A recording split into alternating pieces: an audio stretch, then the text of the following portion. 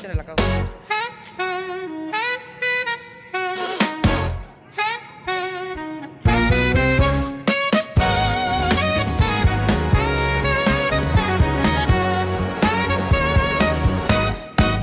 Isang araw, nagmamaneho sa Cubao.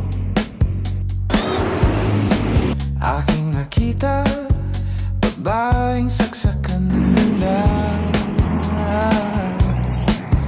Sinundan ko ang kotseng sinasakyan niya. Hindi ko nakitang may dumarating pala. Hindi ko naiwasan, kami biglang nagkabanggaan. Nung magkamalay, ay nasa ospital na ako.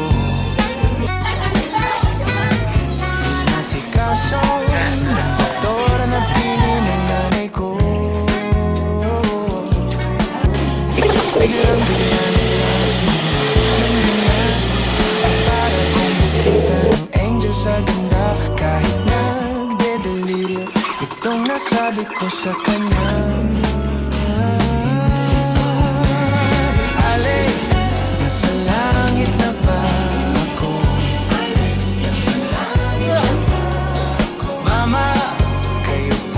Si San Pedro, kayo ba si San Pedro? Okay lang sa akin kung ako'y dedo na. Basta't ikaw ang lagi kong kasama. Kaya alay, nasa langit na ba? Sila, maklo. Maklo. At paglabas ko, nahayaan ko na siyang pag-asa. Tinanggihan niya at nasabi may asawa na siya. Dinamdam kong masyadong sinabi niya. Hindi ko nakita hanggang ubos na ako ay nahulog sa semento.